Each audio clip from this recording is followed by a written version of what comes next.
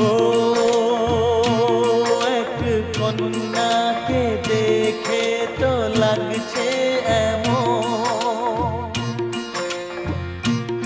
এক কন্যাকে দেখে তো লাগছে এমন, যেন ফুটেছে গোলাপ, যেন সুরেরও আলাপ, যেন ভোরেরও কিরণ, যেন সাঁঝেরও নয়ন, যেন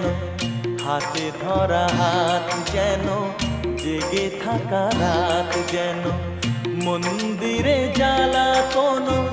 ধূপেরও ধোঁয়া।